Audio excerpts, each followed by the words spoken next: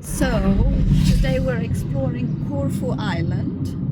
We're two property developers having a escape holiday to this wonderful Corfu Island. And of course, we both have a professional defect on going and observing the architecture and looking at the house prices and doing some market research, and as well observing all these buildings that they are slightly neglected. So we had to interact for the last couple of days with the locals just to get some insights on the demographics, the dynamics, the structure, the constructions, because we haven't seen any skips outside the buildings and stuff. So it's been quite of a nice experience from the real estate perspective, because we had like an idea about the real estate investments and why this island is like a little bit, underdeveloped or a little bit neglected.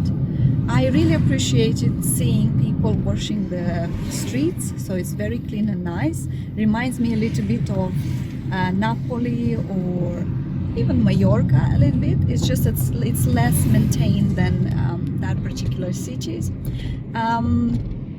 We found out that the buildings are not very well maintained because they have very strict policies on the archaeological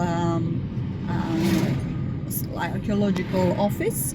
So there is a very strict officer that is not allowing any structural changes or even color changes on the external walls of the buildings. So probably because of that, many owners, they can't be bothered to maintain the building from the outside, because as we know, when a building is historically protected, then the renovation and the materials that they would use, it will be 5 times more expensive than the materials that they use nowadays. So that was probably is the biggest problem at the moment with the island. As well, we found out that the island has its own color palette for the external walls, which is quite interesting. So we can observe that most of the houses, they have like a pinkish, yellowish color from the outside, which is very pleasant and nice, and it's harmoniously spreaded through the city. It has a wonderful environment, very welcoming people, and as last night we checked the prices per square meter, so between 4,000 to 5,000 per square meter,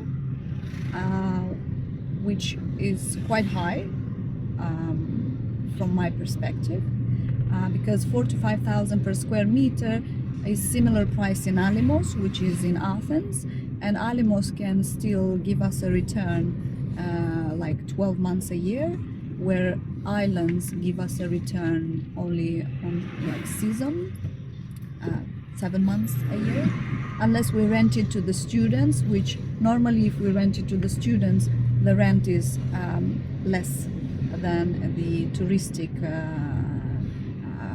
rental management. So I'm not sure that investment wise is the right place, but I'm sure if people like it as a second, a holiday home, Corfu Island could be wonderful, because it has wonderful nature, it has mountains and seaside, and actually the vibe of the city looks like mainland.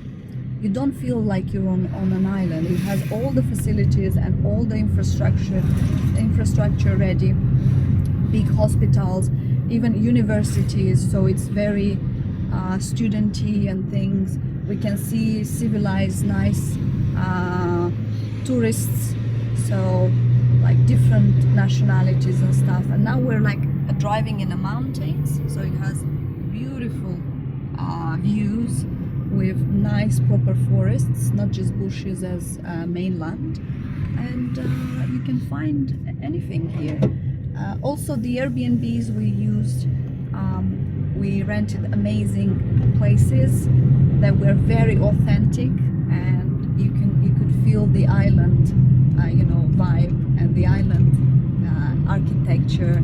So highly recommend, and let's see how it goes forward.